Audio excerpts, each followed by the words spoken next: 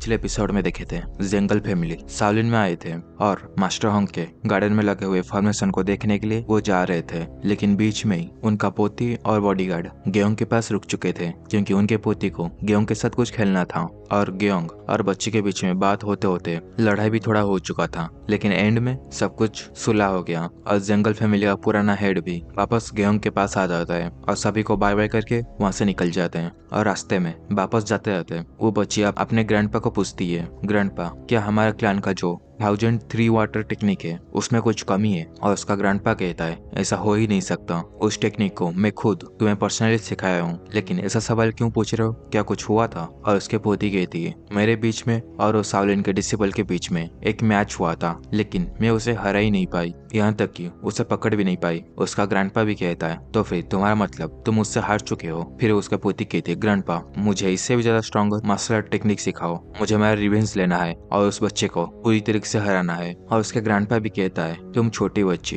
ये जो 1003 water technique है ये एक प्रोफाउंड टेक्निक है, यहाँ तक कि जो ईस्टर्न डाओइस्ट है वो भी इसको मास्टरपीस समझते हैं। अगर ये टेक्निक स्ट्रॉन्ग मार्शल आर्ट नहीं है तो फिर इससे ज्यादा स्ट्रॉन्ग क्या ही हो सकता है? लेकिन वो बच्ची कहती है जो भी हो ये टेक्निक क्या के वो बच्चा जीत चुका था और उसका टेक्निक भी बहुत ही अजीब सा था। उसका ग्रैंडपा उससे पूछता है वो किस टाइप का टेक्निक को यूज कर रहा था। उसके साथ जो बॉडीगार्ड था वो कहता है अगर मैं गेस करके बोलूं तो फिर मेरे हिसाब से वो शाओलिन का ड्रैगन क्लो टेक्निक है, लेकिन ये थोड़ा डिफरेंट था ड्रैगन क्लो से। लेकिन मैं पक्का दावा के साथ कह सकता हूँ ये वही टेक्निक है। फिर जंगल लीफ कहता है अच्छा ड्रैगन क्लो, सही में ये जो शाओलिन का ड्रैगन क्लो टेक्निक है उसको तुम one of the best technique consider कर सकते हो। फिर उसके पोती को पूछता है यंगर तुम अभी तक अपना इंटरनल एनर्जी को ये टेक्निक के अंदर इन्फ्यूज नहीं कर सकते हो? तो फिर वो बच्चा क्या अपना इंटरनल एनर्जी को यूज कर रहा था? और बॉडीगार्ड उसे कहता है मैं पूरी तरह से श्योर नहीं हूँ, लेकिन उसे देखते हुए लग रहा था इंटरनल एनर्जी कैसे यूज किया जाए उसे नहीं पता है। फिर उसका ग्रैंडपा कहता है अच्छा ऐसी बात है। फिर उसके पोते को कहता है यंगर चलो फिर ठीक है, मैं वापस यहाँ पर कल आऊंगा, इसी वजह से आज तुम प्रैक्टिस करो और कल फिर से उसके साथ मैच करना। और वो बच्ची बहुत ही एक्साइटेड हो जाता है और कहता है सच में ग्रैंडपा आप दुनिया के बेस्ट ग्रैंडपा हो। और मन ही मन ठान लेता है तुमसे मेरा वेट करो, मैं कल तुम्हें हरा के ही रहूंगा और तुम्हारा बेइज्जती करूंगा। फिर नेक्स्ट डे हो जाता है जहाँ पर गेयोंग हमेशा की तरह झाड़ू पोछा लगा रहा था और हाईमोंग अपना प्लांट को देख रहा था। लेकिन गेयोंग झाड़ू लगाते लगाते बहुत ही हंस रहा था और इसको हाईमोंग भी नोटिस करता है और मन में सोचता है इसको हो क्या गया है, आज पूरा दिन ये हंसे ही जा रहा है, अभी इसके साथ करूँ क्या? फिर गेयोंग के पास आता है और उसे कहता है अगर तुम वो बच्ची को देखना ही चाहते हो इतना बुरी तरीके से तो फिर तुम ये माउंटेन से नीचे जाकर खुद मिल क्यों नहीं लेते? और गेयोंग अचानक से हाईमोंग को देखे थोड़ा चौंक जाता है और कहता है नहीं नहीं मेरा ऐसा मतलब नहीं था, मैं तो सिर्फ थोड़ा खुश था आज मास्टर होंग ये माउंटेन से नीचे गए थे और मैंने उन्हें पूछा भी और उनके हिसाब से वो बच्ची फिर से यहाँ पर आने वाला है, तो फिर मुझे नीचे जाने की कोई जरूरत नहीं है। फिर हाईमोंग कहता है ऐसा लगता है कि तुम तुम्हारे प्लेस को भूल चुके हो, लड़ाई करना अच्छी बात है लेकिन अगर किसी को पता चल गया तुम तुम्हारी इंटरनल एनर्जी को फिर से रीगेन कर चुके हो, फिर से यूज कर सकते हो, तो फिर क्या होगा? और गेयोंग उसे कहता है तो फिर क्या आपका मतलब मेरा इंटरनल एनर्जी को एक सीक्रेट की तरह रखूं पूरा लाइफ टाइम के लिए? और हाईमोंग उसे बोलता है अगर तुम्हारा इंटरनल एनर्जी वापस आ चुका है, सभी को पता चल गया, तो फिर तुम डेंजर में भी पड़ सकते हो, इसीलिए यही अच्छी बात होगा। और गेयोंग थोड़ा वहाँ पर मायूस हो जाता है क्योंकि वहाँ पर कुछ फायदा नहीं था, अगर उसके पास इंटरनल एनर्जी हो तो भी वो किसी को दिखा नहीं सकता। फिर उसी टाइम पर मास्टर होंग वहाँ पर दौड़ते हुए आता है और कह रहा था ये सभी लोग बहुत ही बड़ा इडियट हो, अभी शाओलिन एक बड़ी मुसीबत में पड़ चुका है, अभी मैं इन सभी का क्या करूँ? और गेयोंग कहता है मास्टर होंग आप यहाँ पर? और हाईमोंग कहता है कैसा मुसीबत, आपका मतलब क्या है? यहाँ पर थोड़ा ट्रांसलेट गड़बड़ हो चुका है लेकिन फिर भी मैं ठीक करने की कोशिश कर रहा हूँ। और मास्टर होंग कहता है वुडांग लोगों ने व्हाइट क्लैन लीडर के पास जाकर प्रोटेस्ट कर दिया है। और हाईमोंग कहता है प्रोटेस्ट? फिर मास्टर होंग उसे बोलता है हाँ उन्होंने गेयोंग के खिलाफ कंप्लेन कर दिया है कि वो दूसरे मार्शल आर्ट टेक्निक को सीख रहा है। तुम उन सभी के चेहरे को देखना, उनके आंखों में आग जल रहा था जिससे कभी भी हमारे ऊपर अटैक कर सकते हैं। और गेयोंग उसे कहता है तो फिर जंगल फैमिली यहाँ पर नहीं आएंगे आज? मास्टर होंग कहता है ऑफ कोर्स नहीं आएंगे क्योंकि उन लोगों ने किसी को भी यहाँ पर आने के लिए मना कर दिए हैं ये माउंटेन पर, और तुमसे किसी को मिलने के लिए मना कर चुके हैं। और जंगल फैमिली अभी तक तो यहाँ से जाने के लिए रेडी भी हो चुके हैं। और गेयोंग थोड़ा गुस्सा होते हुए सोच रहा था मैं उसको देखना चाहता था फिर से, लेकिन अभी क्या हो चुका है? और हाईमोंग मास्टर होंग को कहता है ये सब कुछ आपका ही गलती है मास्टर, आप क्यों इसको अलग टेक्निक सिखा रहे थे? वो एक बच्चा है जिसको आप क्रिमिनल बना चुके हो, ओ ग्योंग बहुत ही खुश था क्योंकि वो फाइनली एक फ्रेंड को बना चुका था, लेकिन आपने उसे डिसअपॉइंट कर दिया और मास्ट्रोंग हाईमोंग के ऊपर गुस्सा होते कहता है, तुम हमेशा ही मेरे ऊपर ही आते हो, जो भी कुछ होता है सब कुछ मेरा ही गलती है। फिर ऐसे इन दोनों के बीच में लड़ाई हो रहा था और ग्योंग को दिखाते है जो कि जाके झाड़ू को रखता है पहले, फिर मन ही मन सोचता है अभी ये सिचुएशन कैसा हो चुका है। हाँ, मैं पहले से बहुत ही गलत था जब मैं सोच रहा था 3 साल के अंदर जितना मार्शल आर्ट सीखना चाहिए सीख लूंगा और वापस घर पे चला जाऊंगा, लेकिन नहीं, मेरा यह सोचना बिल्कुल ही गलत था। मैं ये मार्शल आर्ट को इतना लाइटली नहीं ले सकता। अभी के लिए मार्शल आर्ट मेरे लिए इम्पोर्टेंट नहीं है, लेकिन बाकी सबके नजरों में अदर सेक्ट का मार्शल आर्ट बहुत ही इम्पोर्टेंट है जिसको वो लाइटली नहीं ले सकते। अगर मैं वापस 3 साल के बाद घर पर चला भी जाऊं तो भी ये सिचुएशन खत्म नहीं होगा, जबकि मैं दूसरे सेट का मार्शल आर्टिस्ट को सीख चुका हूँ। यहाँ पर कोई गारंटी नहीं है कि इस तरीके का सिचुएशन वापस ना हो। इसी वजह से मुझे इस टाइम पर ये प्रॉब्लम को जड़ से निकालना चाहिए। मुझे एक रास्ता ढूंढना पड़ेगा जिससे मैं ये प्रॉब्लम से निकल सकूं। फिर हमें जंगल फैमिली की तरफ दिखाते हैं जहाँ पर वो निकलने की तैयारी कर चुके थे, लेकिन वहाँ पर वो बच्ची जाने के लिए रेडी ही नहीं था और जंगल लिव सोच रहा था ये पूरा रात भर वो टेक्निक को सीखा है, प्रैक्टिस किया है, ये कहते हुए कि मैं सुबह सुबह जाके वो बच्चे को मजा चखाऊंगा। लेकिन क्या ही कर सकते हैं, शाओलिन के अंदर बहुत सारा कुछ चेंज हो चुका है और सब कुछ ऊपर वाले की इच्छा। शाओलिन का फाइनेंशियल प्रॉब्लम, फिर दूसरे क्लैन का प्रॉब्लम, बहुत कुछ शाओलिन के अंदर चल रहा है जिसको समझ पाना बहुत ही मुश्किल है। ऐसा लगता है कि शाओलिन में जनरेशन चेंज हो चुका है। अभी न्यू जो एल्डर्स हैं वो सभी लोग शाओलिन के ऊपर रूल करना चाहते हैं। जब मैं वापस फैमिली में लौटूंगा तब मैं मेरे बेटे से कहूंगा प्रिपेयर करने की। फिर टाइम के साथ रात हो चुका था और वो अभी भी रास्ते में ही थे अपने क्लैन पर जाने के, और जंगल लिव कहता है अभी यहाँ पर एक विलेज पड़ने वाला है, हम यहीं पर ही आज का रात रुकेंगे। और पीछे से उसका बॉडीगार्ड बोलता है मैं आगे जाके एक रूम को प्रिपेयर कर देता हूँ जहाँ पर हम रुक सकते हैं। लेकिन तभी उसे कुछ महसूस होता है और तुरंत ही पीछे मुड़ के देखता है जहाँ पर एक आदमी खड़ा हुआ था, और वो बॉडीगार्ड तुरंत ही अपने स्वॉर्ड को उसके गले के साइड में रख देता है और उससे पूछता है तुम कौन हो। लेकिन वो आदमी डायरेक्टली जंगल लिव को पूछता है क्या तुम जंगल फैमिली के पुराने हेड हो। और जंगल लिव कहता है हाँ मैं ही हूँ, क्या कुछ काम था। और वो कहता है अगर ये तुम्हारे लिए ज्यादा तकलीफ ना हो तो फिर मैं क्या कुछ क्वेश्चन को पूछ सकता हूँ। और वहाँ पर थोड़ी देर के लिए सन्नाटा हो जाता है और फिर जंगल लिव कहता है खैर मैं माइंड नहीं करूंगा, तुम क्या पूछना चाहते हो, लेकिन उससे पहले तुम तुम्हारा आइडेंटिटी को रिवील करो और बताओ तुम कौन हो। और वो पर्सन कहता है अपना स्वॉर्ड को मेरे से दूर करो, यहाँ पर कुछ स्वॉर्ड की जरूरत नहीं है। और उसे एक टोकन निकाल के दिखाता है जहाँ पर लिखा हुआ था टैंग क्लैन, यानी ये टैंग फैमिली से है। और जंगल लिव इसको पहचान लेता है और कहता है तुम क्या सिचुआन से आए हुए हो। और वो कहता है हाँ। फिर जंगल लिव उसे पूछता है अगर तुम टैंग क्लैन से हो तो फिर ऐसा छुप के क्यों आ रहे हो, और तुम्हें देखते हुए लग रहा है कि तुम मार्शल आर्टिस्ट को कल्टीवेट नहीं करते और तुम अपना प्रेजेंस को भी छुपा के यहाँ पर आए हो, यानी तुम जरूर से टैंग क्लैन के फ्लाइंग स्वॉर्ड से बिलोंग करते हो। और वो कहता है आज एक्सपेक्टेड, आपका नजर बहुत ही शार्प है, अपने सही कहा, मैं फ्लाइंग सेलो स्वॉर्ड से बिलोंग करता हूँ। फिर जंगल लिव शक की नजर में देखते हुए कहता है टैंग क्लैन के इलाइट इंटेलिजेंट यूनिट को यानी फ्लाइंग सेलो स्वॉर्ड को यहाँ पर आके मुझे ढूंढने की क्या जरूरत पड़ गई। और वो पर्सन कहता है मुझे थोड़ी समय के लिए टाइम दे दो, मैं आपको पूरी तरह से समझा दूंगा। वो टैन क्लैन के टोकन को एक्चुअल में कहा जाता है यामा टोकन। टैन क्लैन बहुत सारे लोगों को उधारी देता है और बहुत सारे लोगों से उधारी लेता है भी, और ये टोकन उसी का ही सिंबल है। अगर टैन क्लैन किसी से उधारी लेने वाला होगा या फिर किसी से काम करवाना होता तो फिर ये टोकन को उसको देता है, उसके बदले सामने वाला पर्सन वो काम को करता है। और ये टोकन से सामने वाला पर्सन कभी भी और कहीं पर भी टैन क्लैन से मदद मांग सकता है, कोई भी रिक्वेस्ट वो कर सकता है। और ये टोकन के होते हुए तुम आपस में किसी को धोखा नहीं दे सकते। जब सब कुछ वो दोनों के बीच में चुकता हो जाएगा ये टोकन वापस टैन क्लैन के अंदर आ जाएगा। और हाँ, ये दुश्मन के लिए भी अप्लाई होता है, अगर उनके साथ कोई दुश्मनी रखता है तो फिर टोकन के द्वारा वो किसी को भी मरवा सकते हैं, क्योंकि जो उनसे उधारी लिया होगा उनको फोर्सफुली इनका बात मानना ही पड़ेगा। और ये टोकन को जंगल लिव को देते हुए कहता है अगर आप ये टोकन के लिए मान जाते हो तो फिर फ्यूचर में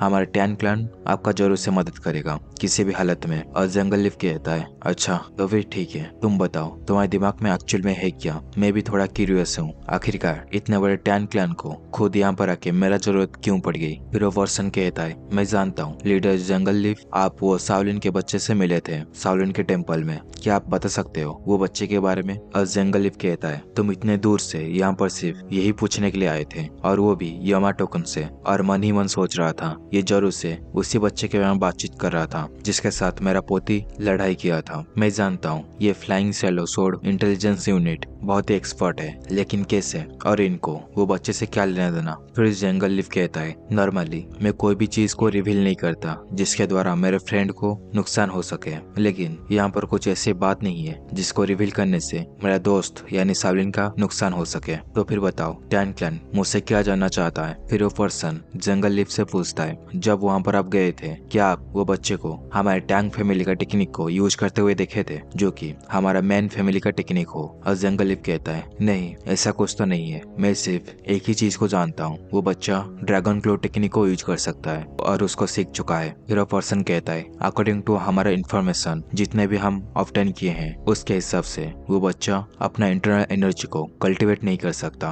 क्या ये सच बात है? और जंगल लिव कहता है, मैं ये श्योर होके तो नहीं कह सकता, लेकिन जितना मैं देखा हूँ उसके हिसाब से ये सच बात है। फिर उसे पूछता है, क्या आप जंगल फैमिली का पुराना हेड यानी जंगल लिव पर्सनली वो बच्चे से मिलने के लिए गए थे और सावलिन वो बच्चे के लिए खास करके आपको बुलाया था? और जंगल लिव भी मन में सोच रहा था, इसका कहने का मतलब क्या हुआ? सावलिन मेरा यूज करना चाहता है वो बच्चे के बारे में अफवाह फैलाने के लिए, लेकिन वो कहता है, नहीं मुझे तो ऐसा नहीं लगता। फिर वो पर्सन लास्ट क्वेश्चन को पूछता है, क्या आप श्योर होके कह सकते हो वो बच्चा ग्रैंड मास्टर होंग का लेगेसी को इनहेरिट करने वाला है? फिर जंगल लिव समझ जाता है और सोचता है, अच्छा तो मेन पॉइंट यही है, मैं फाइनली समझ चुका हूँ इनका मोटिव क्या है। ये देखना चाहते हैं मास्टर होंग का कोई डिसिपल है या फिर नहीं, अगर है तो फिर उनका लेगेसी कोई ले रहा है या फिर नहीं। फिर जंगल लिव कहता है, जबकि मैं सावलिन को कोई दूसरे रीजन की वजह से गया था, इस वजह से मैं ये बात को कंफर्म नहीं कर पाया, लेकिन ऐसा लगता है कि मुझे टैन क्लैन के साथ मिलकर ये मैटर के बारे में डिस्कशन करना चाहिए। फिर वो पर्सन भी जंगल लिव को थैंक यू बोलता है और कहता है, आपका आंसर देने के लिए बहुत बहुत शुक्रिया और मेरे रूडनेस के लिए माफ करना। फिर जंगल लिव उसको कहता है, तुम इसको मेंशन मत करो, जबकि तुम्हारा क्लैन मुझे फिर से बेनिफिट दे सकता है और वो बेनिफिट मैं अभी लेना चाहता हूँ। उसके पास जो टोकन टैन क्लैन दिया था उसको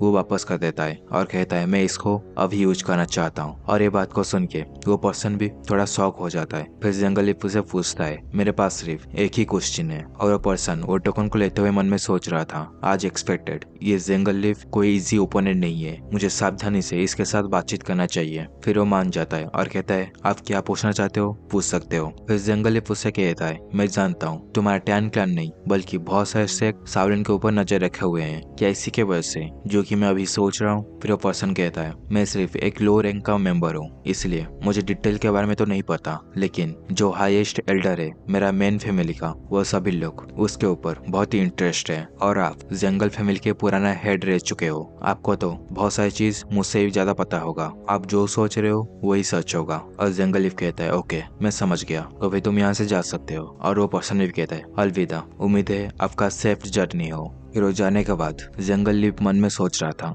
ये टैन क्लैन पॉइजन सेक्ट डायरेक्टली एक बच्चे के ऊपर इंटरेस्ट नहीं दे सकता, यानी इसके पीछे कुछ और रीजन होगा। ये हो ना हो जरूर से ग्रैंड मास्टर होंग से रिलेटेड होगा। फिर उसके पीछे से उसके पोती दौड़ते हुए आती है और कहती है, ग्रैंडफादर क्या वो बच्चा जिसको मैं मिला था वो इतना फेमस है जो कि बड़े बड़े फैमिली उसके ऊपर इंटरेस्ट दे रहे हैं? और उसका ग्रैंडफादर भी कहता है, हाँ ये सब देखते हुए ऐसा ही लग रहा है, लेकिन मैं होप करता हूँ ये सब कुछ गलत हो। और यंगर, तुमने कहा था तुम वो बच्चे के साथ फिर से मिलना चाहते हो और उसके साथ दोबारा से मैच करना चाहते हो, लेकिन मुझे लग रहा है कि ये एक अच्छा आइडिया नहीं है। वो बच्चे के ऊपर टैन क्लैन अपना नजर रखे हुए हैं और वो एक सावलिन का मेंबर है, इसी वजह से वो जरूर से एक ना एक दिन मार्शल आर्ट वर्ल्ड में कदम रखेगा, लेकिन तब भी हम उसके साथ रिलेटेड नहीं होना चाहिए। लेकिन वो बच्ची कहती है, लेकिन मैं तो सिर्फ उसका ग्रैंडपा उसे चिप कराते हुए कहता है, तुम ये बात समझ लो, ये मेरा कोई रिक्वेस्ट नहीं है बल्कि एक ऑर्डर है। और वो बच्ची भी शांत हो जाती है और कुछ नहीं बोलती।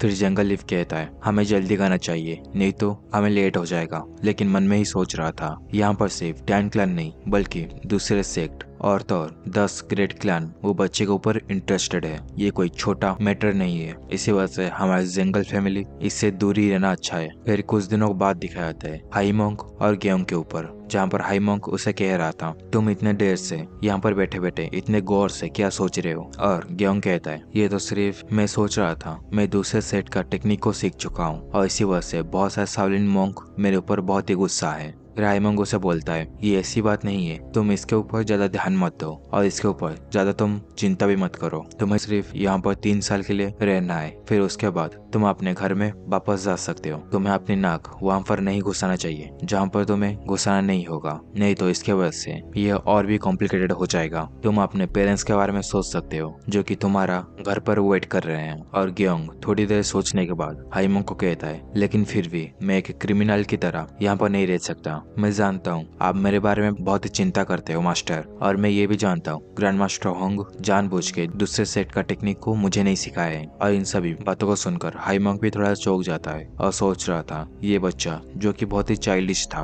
और जिद्दी था, लेकिन अभी उसका एक्सप्रेशन बदल चुका है और उसका सोच भी बहुत ही मेच्योर हो चुका है। फिर उसे पूछता है तो फिर तुम यहाँ पर करना क्या चाहते हो? और ग्योंग उसे कहता है एक्चुअली में मैं ये कुछ दिनों में बहुत कुछ सोच रहा था, मैं दोबारा से मार्शल आर्टिस्ट को सीखना चाहता हूँ प्रॉपर्ली। और हाईमंग इस बात से बहुत ही गुस्सा हो जाता है और उसे बोलता है मैं तुम्हें पहले से ही ये सिचुएशन के बारे में एक्सप्लेन कर चुका हूँ, लेकिन फिर भी तुम ये मुसीबत को और भी मुश्किल करना चाहते हो। अगर दूसरे लोग तुम्हारे रिकवर होने की बात जान जाते हैं तो फिर बहुत ही बुरा हो सकता है तुम्हारे साथ। तुम्हें सिर्फ यहाँ पर 3 साल के लिए वेट करना है, उसके बाद तुम हैप्पीली अपने फैमिली में लौट सकते हो। लेकिन तुम मार्शल आर्टिस्ट को फिर से दोबारा से सीखना चाहते हो, तुम्हें बकवास चीज सोचना बंद कर दो और जैसा कहा जाए वैसा ही करना स्टार्ट करो। और ग्योंग ये सभी बात सुनकर थोड़ा चुप था और हाईमंग को कहता है आप जो भी कह लो लेकिन मैं मार्शल आर्टिस्ट सीख कर ही रहूंगा। मैं वो बच्ची के साथ मिलने के बाद मैं कुछ रियलाइज किया हूँ, क्योंकि उसके और मेरे बीच में जब फाइट हुआ था मुझे अपनी इंटरनल एनर्जी को नहीं यूज करना था और उसी को ही ध्यान में रखते हुए मैं उसके साथ लड़ाई कर रहा था।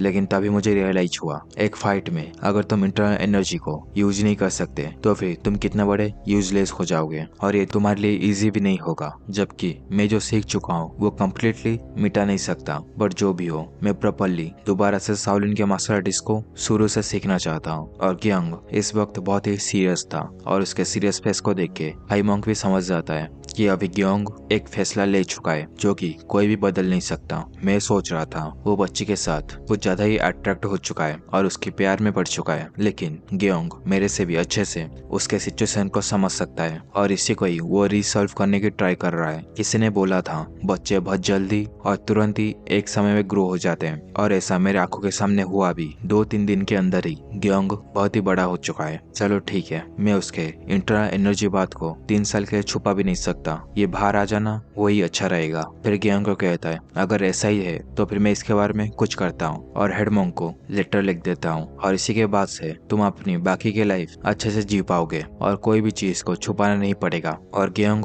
बहुत ही एक्साइटेड हो जाता है और कहता है मुझे पता नहीं मैं अच्छे से सीख पाऊंगा या फिर नहीं, लेकिन मैं मेरा बेस्ट करूंगा जितना हो सके उतने अच्छे से मार्शल आर्टिस्ट को सीखने के लिए। फिर हाईमंग से कहता है मैं अभी एक लेटर लिख देता हूँ, तुम जल्द से जाके इसको हेडमोंग को डिलीवर कर देना। और ग्योंग हाईमंग को थैंक यू कहता है, लेकिन उधर हाईमंग भी सोच रहा था मैं होप करता हूँ ये डिसीजन मेरा सही डिसीजन हो, नमो अमितवा। फिर दूसरे ही सीन में हमें वांग को दिखाते हैं जो कि हाईमंग के पीक के पास पहुंच चुका था और वहां पर खड़ा हुए कहता है तो वो यही है, यही माउंटेन के ऊपर ग्योंग रहता है। बहुत ही अच्छा, आज उसके और मेरे बीच में सब कुछ सेटल करके ही रहूंगा, मैं उसे दिखा दूंगा मैं उससे पावरफुल हूँ। और वो माउंटेन के ऊपर चढ़ने लग जाता है, लेकिन कुछ समय जाने के बाद वो बहुत ही थक चुका था और मन में सोच रहा था यह माउंटेन के ऊपर चढ़ने के लिए जो रास्ता है वो बहुत ही उबड़ खाबड़ है, एक नॉर्मल पर्सन अच्छे से चढ़ भी नहीं पाएगा। बट ग्योंग इसी रास्ते से आता जाता रहता है। मैं उसके बारे में जितना सोच रहा हूँ मुझे उतना ही गुस्सा आते जा रहा है। नहीं, मुझे शांत होना पड़ेगा। अगर वो ग्रैंड मास्टर होंग से भी टेक्निक सीखा है तो भी उसका जो मूवमेंट था वो कुछ अलग ही टेक्निक था जो कि ग्रैंड मास्टर उसे सिखा नहीं सकते। अगर सभी लोग ग्रैंड मास्टर से ट्रेनिंग लेने के बाद अमेजिंग मास्टर आर्टिस्ट बन जाते हैं तो फिर हम सभी लोग नॉर्मल डिसिपल यहाँ पर प्रैक्टिस करते करते पसीना क्यों निकाले। जो भी हो जाए मैं ये मानने के लिए तैयार ही नहीं हूँ कि वो सबसे टैलेंटेड है। मुझे पता नहीं उसके साथ क्या हुआ है, लेकिन सभी लोग कह रहे थे उसको बहुत ही सीरियसली इंटरनल इंजरी आया था और इस बार मैं उसके पास जाके उसे और भी चोट पहुंचा दूंगा जिससे कि वो अधमरा हो जाए और वो कभी भी रिकवर ना कर पाए। फर्स्ट मुझे अपॉर्चुनिटी ढूंढना पड़ेगा जब वो अकेला हो और हाई मंक उसके पास ना हो, लेकिन जाते जाते वहाँ पर रुक जाता है क्योंकि सामने पर वो कुछ देख लेता है। फिर हमें भी दिखाया थे उसके सामने गेयोंग आ रहा था जो कि बहुत ही आराम से वो रास्ते से नीचे उतर रहा था, और ये भी देख लेता है और कहता है ये तो गेयोंग है, लेकिन ये यहाँ पर कर क्या रहा है। लेकिन जैसे ही कुछ देर तक उसे ऑब्जर्व करता है, गेयोंग बहुत ही स्पीड से अपना फुटवर्क का मदद से वो पहाड़ से नीचे उतर रहा था बहुत ही स्मूथली तरीके से। और गेयोंग सोच भी रहा था ये बहुत लंबा समय हो चुका है, मैं फ्रीली ऐसे इंटरनल एनर्जी को यूज करते हुए फुटवर्क को यूज कर सकूं। मुझे सिर्फ अभी दूसरे सेट का मार्शल आर्टिस्ट टेक्निक को सीखने से अवॉइड करना चाहिए और बाकी सब कुछ ठीक हो जाएगा। और मुझे बाकी सब का चिंता करने की जरूरत नहीं है जब मैं क्यूआई को ऑब्जर्व करूंगा, क्योंकि अगर मैं शाओलिन का सिर्फ मार्शल आर्ट सीखूं तो फिर सभी लोग मुझे कुछ नहीं कहेंगे। और ये सब कुछ उस बच्ची की वजह से हुआ है, जेंग लियोंग। उसके आने के बाद ही मुझे बहुत कुछ रियलाइज हुआ है। मैं ये सब कुछ सॉल्व कर दूंगा और प्रॉपरली मार्शल आर्टिस्ट को सीखूंगा और फिर प्राउडली मैं घर पर वापस लौटूंगा जहाँ पर मॉम और डैड दोनों ही मेरे प्रोग्रेस से खुश होंगे। और मैं यूं विश करता हूँ मेरा एक छोटा भाई या फिर बहन हो जाए, फिर तो मजे ही मजे। ऐसा लगता है कि मैं अभी बड़ा हो चुका हूँ और एक अडल्ट की तरह सोच रहा हूँ। फिर तभी उसका ध्यान नीचे जाता है जहाँ पर वो देखता है वांग वहाँ पर खड़ा हुआ था और वांग को कहता है तुम तो वांग हो है ना, लेकिन तुम ये माउंटेन में क्यों आए हो। लेकिन वांग तो बहुत ही शौक था उसे इतना तंदुरुस्त देखकर, और मन में सोच रहा था ये चल क्या रहा है। सभी लोग कह रहे थे ये सीरियसली इंजर्ड हो चुका है, यहाँ तक कि वो प्रॉपरली चल भी नहीं सकता।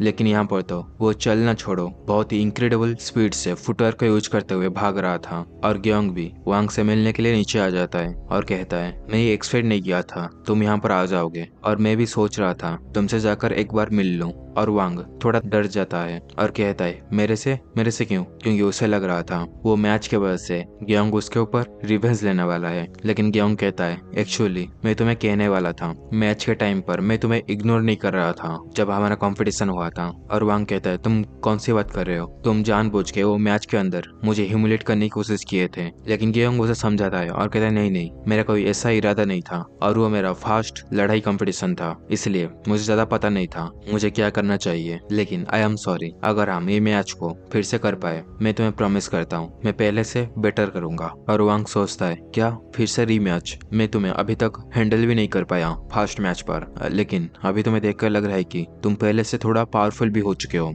उसके बाद तुम चाहते हो हम दोनों के बीच में फिर से रीमैच हो। नहीं मुझे सिचुएशन से कैसे ना कैसे करके निकलना ही पड़ेगा। इसलिए वो हंसते हुए कहता है अच्छा तो फिर समझ गया मैं तुम क्या बोलना चाहते हो। अभी के लिए वांग तो हंस रहा था, लेकिन अंदर ही अंदर वो बहुत ही डरा हुआ था, और ये सब कुछ वो जानबूझ के कर रहा था ताकि गेयोंग को ऐसा ना लगे कि वो वांग उससे डर चुका है। फिर गेयोंग उसे कहता है थैंक्स, तुम्हारा बहुत बहुत शुक्रिया मेरे बात को समझने के लिए, लेकिन बाय द वे तुम यहाँ पर कर क्या रहे हो, क्या तुम बता सकते हो। और वांग कुछ वहाँ पर कह नहीं पाता क्योंकि उसके पास इस क्वेश्चन का कुछ जवाब ही नहीं था। वो ऐसा तो नहीं कह सकता कि वो यहाँ पर पर्सनली आया था एक अच्छा सा अपॉर्चुनिटी देखकर गेयोंग को और भी चोट पहुंचा सके, इसलिए वो दूसरे प्लान के बारे में सोच रहा था। फिर उसे याद आता है उसके पॉकेट में कुछ खाना था और उसके पॉकेट में से एक आलू को निकाल के देता है। मैं पर्सनली यहाँ पर तुम्हें देखने के लिए आया था, तुम्हारी तबीयत ठीक है या फिर नहीं, और ये भी तुम्हें देने के लिए आया था। लेकिन मन ही मन बहुत ही रो रहा था क्योंकि ये आलू वो बहुत ही संभाल के रखा हुआ था ताकि वो बाद में इसको खा पाए, लेकिन उसे जबरदस्ती अभी गेयोंग को ये देना ही पड़ रहा है। लेकिन गेयोंग तो बहुत ही खुश हो चुका था इस प्रेजेंट को देखकर, क्योंकि कभी भी किसी ने उसे प्रेजेंट नहीं दिया है यहाँ पर आने के बाद, इसलिए उसे बहुत ही शुक्रिया करता है और कहता है मैं इसको बहुत ही एंजॉय करूंगा। मैं तो ये सोच रहा था